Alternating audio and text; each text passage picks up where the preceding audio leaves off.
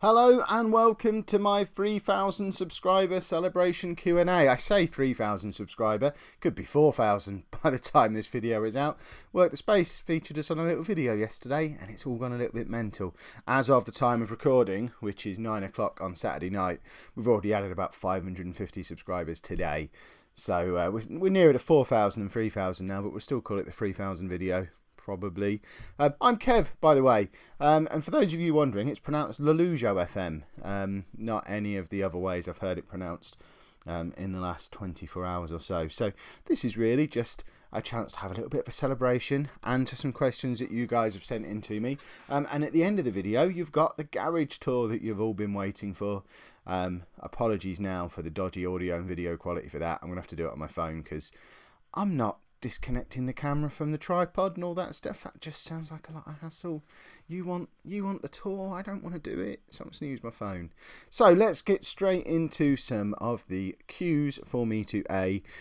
So the first one is from, see, I've just done a bit about pronouncing names properly. Now I don't know how to pronounce this one. I think it's Adolnash, could be Adolnash. I don't know, spell it phonetically if you want me to say it right. He says, if you were a football manager in real life and some club in the Middle East offered you a job, would you accept it or not? At the moment, they'd have to offer me an extraordinary amount of money. It would all come down to money. Anyone who's been around a long time knows the way I did things in Non-League to Legend. I would get a map out, I would have a look at the houses in the local area, and I'd work out the finances of it. And it's difficult to say, isn't it? If I was really the manager of Bolton in League Two, and someone offered me £1 million a year to go out to the Middle East, yes, I'd go out to the Middle East.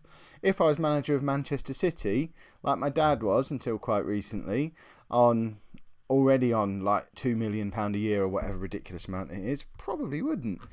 So it's all going to depend on circumstances.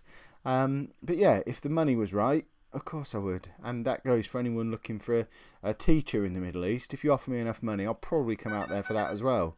Oh, hello. I've got to turn my phone off. I think I officially owe everybody a beer now.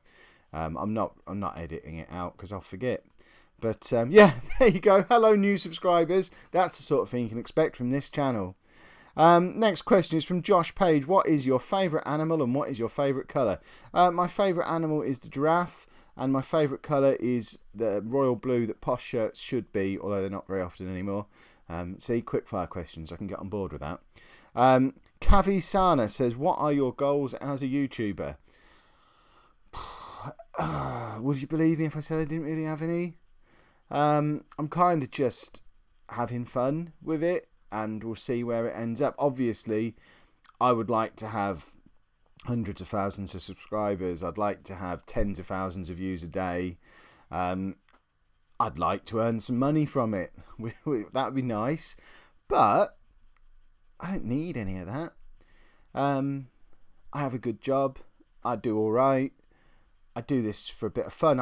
I'd be playing Football Manager this amount anyway. In fact, going by the Steam game time, I've actually played less Football Manager this year than I usually do.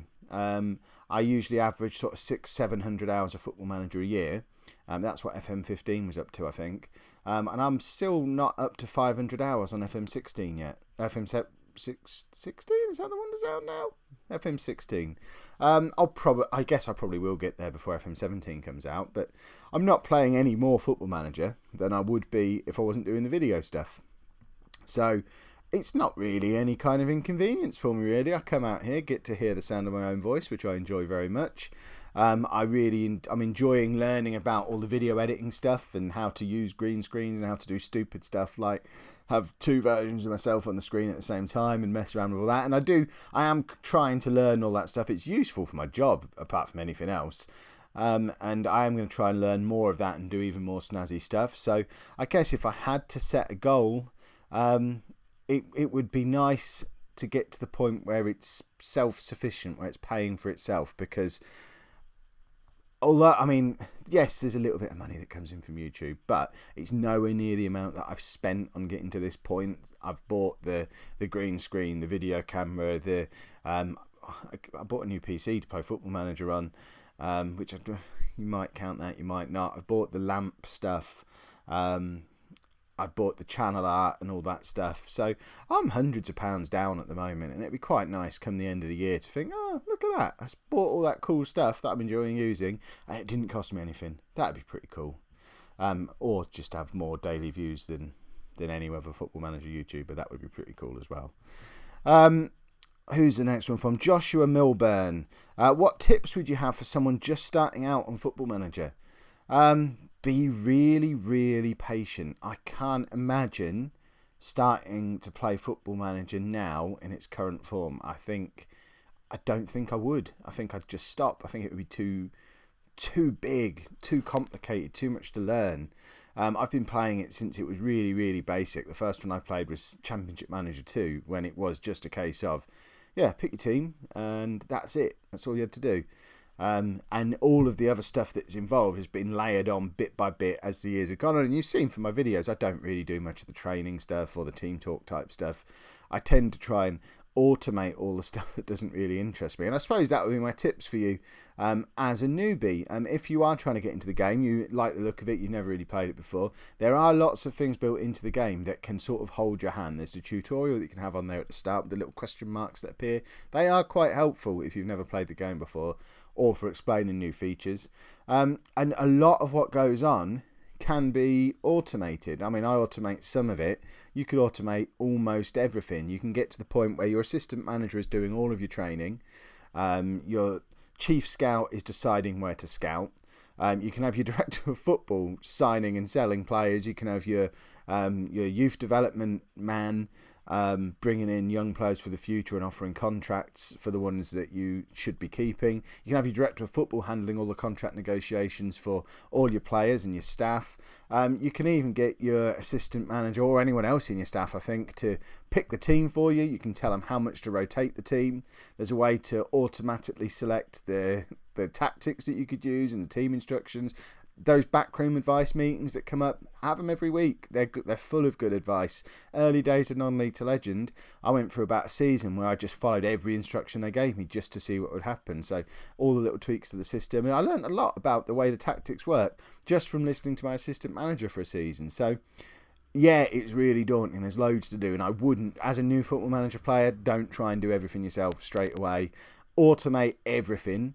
And then, right, what am I most interested in now? I want to sign the players myself. So take control of that part of it, but carry on having someone else doing the coaching, someone else picking the team if you want. I don't know, someone else doing all the other stuff. And then once you've got the hang of signing your own players, right, I'd like to start picking the team now. I'd like to create my own tactics now, or I'd like to get involved in the training and just ease it in bit by bit. If you don't enjoy an element of it, don't bother with it. I don't enjoy training, and I don't. In real life or in game, and I don't enjoy the team talks thing. I think they're both too time consuming and repetitive, so I don't do them. And that's one of the great things about Football Manager. You can sort of customize it and make it work the way you want it to work. And yes, it looks really daunting, but you can make it quite straightforward just by having the right people around you. Get yourself a Matt Kilgallen. Everyone needs one. Right, what's the next question? Prince is asking me, what subjects do I teach? I teach computer science. You should be able to tell from the beard and the glasses. Computer science, programming, all that stuff. Adol Nash again says, if you had to choose one, what would you rather live without, the internet or comics? Now I'm going to cheat with this question and assume by comics he actually means the paper comic books that you buy in a shop and read as a physical thing. So I'll live without them because I can read those stories on the internet if I can keep that. So yeah, I'll just keep the internet, please, and I'll keep up to date with all my comics using the wonderful Comixology and Marvel Unlimited services, as I do with a lot of my comic reading now. I don't have loads and loads of Fire Hazard stuff knocking around, but I do like the ones I've got. But I wouldn't really want to give up either of them, but I will cheat the system and say, I'll give up comics and just keep reading the stories on the internet. There you go, you'll have to wait for 5,000 subscribers now so you can pin me down and ask that question more carefully. Where am I? I'm getting stuck on my list now. James G wants to know, who is the favourite player I've ever managed? And there's a couple of ones I've really enjoyed in this save. Lazarov, Thierry Ambrose. Christian Arendt, I've really enjoyed in this save. There's a couple of others from history as well. I had a save. I think I've mentioned this on the channel before. It was back probably FM13, FM14. I was manager of Posh. Didn't start there. Started with Boston or Corby, probably, usually whichever one of them is nearest and in the Conference North at the time. Eventually made my way to Posh. They had got as high as the Championship, or maybe even started in the Championship. I can't remember when it was, but had got themselves relegated down to League Two. They were in a right old state. But they had this young lad he'd played a couple of games in League One the season before when they got relegated in midfield. He was like 18, 19, called Ben Smythe. And he became my Steven Gerrard. He was still captain of Posh and playing in the central midfield, creating everything. Everything went through Ben Smythe when we won the Champions League 12 years later. And it's probably the only time I've ever had a player go through all the divisions with me and still be good. I mean, he was still good enough to be the captain of a Champions League winning team, despite him starting with us in League Two. And he played probably 600 games, and it was brilliant. And I've never, ever had that before or since, and I'd love to have it again. So Ben Smythe, you never met him, but just trust me, he was awesome. And the last question is from Kevin Wojcik. I'm going to say you say his name. What was the first save you've ever started on Football Manager? It would have been almost certainly Peterborough United. Going back to, like I say, to Championship Manager 2. I've been playing this game for over 20 years now. And usually, this year being the exception, because I had the whole YouTube thing on the go, but usually the first save I'll play is Posh. In fact, for 3 or 4 years, I was the researcher for Posh. So if you played Football Manager between about 2008 and 2012 or 13, it was my fault that Lee Tomlin was really overrated.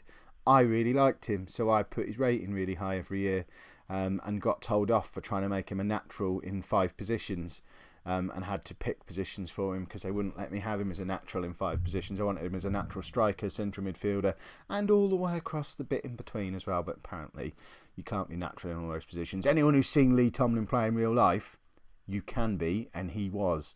So I usually play as Posh first, and probably for the last 7 or 8 years since I discovered LLM and the Lower League Managers Forum on Sports Interactive, which obviously I got hounded out of many years ago.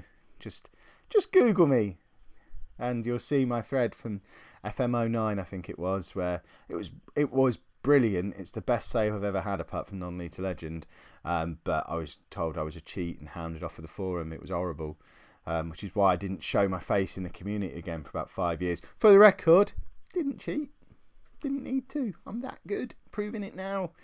Oh god. But yeah, what was the question? Why did that even come up?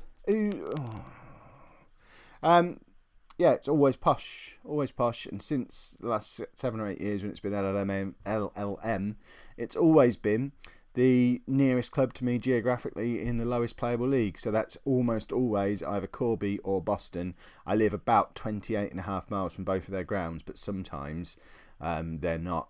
I've just triangulated my address for you all to edit that out. Sometimes they're not in Conference North though. They'll drop out of it and I'll move from one to the other. It's more often than not Boston though. Although it'll probably be Corby next year because rotate them. Don't want to start with Boston again. That's a bit boring. That's it for all my questions. In a second, I'm just going to hand over to Alternate Universe Kev, who's going to give you a little guided tour of the garage. I'm sorry it's not tidy. What are you going to do? I'm not tidying it up for you lot. I do want to say thank you very much for getting the channel to the point that it's been at. We had the question about goals and stuff for YouTube, and it has to be said, when I first started back in October, I'm going to try not to cry here. Yeah, I managed it, don't worry. When I first started back in October, the first football, and I mentioned this when I did my Dr. Benji draft video. I told him this as well. I didn't know Football Manager videos were a thing this time last year, and found him via his Football Manager versus Girlfriend video, and thought, wow, this guy knows what's what. And I had a little nose around his channel, had a look to see what he was up to. and thought, I'm never going to get this many subscribers. I had a look at him on Social Blade, as I am wont to do as a man of the internet, and this time last year he was getting about the same amount of views as I am now. And looking at that seems mental, because when I started in October, I never thought I'd have any chance of catching up the likes of him, likes of Jack, and here I am, slowly but surely catching up, and it's all thanks to you lot. We get on this channel probably 3,000 to 4,000 views a day now, which is mind blowing. I don't understand. New episodes, when they come up, it doesn't take them long to get to 1,000 views now, and 100 likes, and all these ridiculous things that I don't get it. I mean, I've tried YouTube before. I've tried YouTube since we did a Mature Gamer podcast YouTube channel that we started in January, and we could never get it above sort of 10 or 20 likes, 10 or 20 views a day, a video. I don't know what it is about this channel. It can only be you lot. You're out there. You're spreading the word. You're supporting the channel day in, day out. I'm seeing the same names in the comments. I'm seeing the same people on Twitter as liking the episodes. And genuinely, thank you very much for the support, because although I've gone into this a little bit blind with no real goals and just enjoying it, I enjoy it a whole load more because it's working out really well. So thank you very, very much. Who knows where we're going to end up next? When I did the 2,000 subscriber Q&A, we said, right, what's going to happen? Is it going to be 5,000 subscribers or 500,000 views or something? And they're still neck and neck at the moment. As of right now, we've had about 3,000. Well, we were on about 3,000 subscribers and about 300,000 views. I don't understand. You know, I'm waffling now because when I actually think about it, I don't understand it. So thank you very much. I'm going to stop thanking you now. I'm going to hand over to the alternate version of me. Thank you for your support. Please keep it coming. Share the channel with everyone you possibly can. The more people who are watching, the more fun it becomes, and the more likely I am to try ridiculous stuff like interviewing myself in my own car. Yes, I've done that, if you haven't seen that before. Thank you very much for watching. Right, so loads of you have asked for this bit. Apologies for the audio quality and the video quality for this, but I'm doing it on my phone because otherwise I won't be able to show you all of the kit. So this is the tour of where the magic happens. As you can see from behind me there, I am genuinely in a garage. It's not a gag. I do all this in my garage. And if I sort of move it around, I need to turn the camera around. This is all very confusing. Why can't you turn a camera around while it's rolling? This is ridiculous. Ugh. Don't worry. I worked out how to turn the camera around. So there you go. Seamless. That's the garage door again. You just can't see me anymore. So if we do the slow reveal, the slow turnaround, and there are a lot of props in here for anyone who's been following me on the internet for a little while. This isn't just the Lollujo FM stuff in here. This is like a history of me on the internet. So we go back sort of 6 years probably. In fact, you can just, there I am in the mirror, look. That is the best thing from Mirror O Moustaches, where I used to get Sheepdog to stand in front of one of those moustaches each week and basically line himself up with it and see what he'd look like with different moustaches. There's my posh Chris Turner scarf from 1991, which was my first season going on to watch Peterborough United on a regular basis. Here is my actual posh manager's coat that I wore for my very first YouTube series before I had the camera, and I used to have to record out here in the middle of winter, so I'd wear that coat and pretend I was a real manager for Up the Posh. If you haven't seen that, and no one has, once you get past episode 2 or 3, there's only like 150 views per episode on that, so go and watch that. It's an FM15 series. I was wearing that coat, not that you can see it. We'll turn around a little bit more. And I mean, look, this is just a disgusting, dirty garage. Down here, I've got a Monopoly set. I was talking to Work the Space and Dr. Benji earlier today. They said I needed one of those, so I went out and bought one, and there it is. There's the green screen. I need to stand back a little bit so you can see the green screen and my chair. That door there, we're not allowed to go through there because as soon as I step foot through that door, we enter my utility room, and I'm not allowed to be an internet character anymore. I do all my podcasting and YouTube stuff out here. Most of my writing as well takes place at that desk. So once I go to the other side of that door, I have to be a normal grown-up teacher and dad. So yeah, you don't want to see me the other side of that door. I change a lot. There is my old mic stand from the Mature Gamer podcast that, as you can see, doesn't have the top bit on anymore. And this is the desk. So there's the chair that I sit in front of my green screen. As you can see, it's a dodgy old laptop. Oh, look at that, Football Manager's running on it. I only use this laptop for recording videos. I play the game on a proper gaming PC in the house, but I'm not allowed that in the garage. Unreasonable. So I use that dodgy old laptop connected to that keyboard and that mouse. That's the microphone I'm currently using. I use that for YouTube and the podcast. That's a Blue Snowball Ice. I am in the market for what's the fancy version of the blue one called? The Yeti. I want a Yeti, so that probably won't be around much longer, but it's served me well for the last couple of years.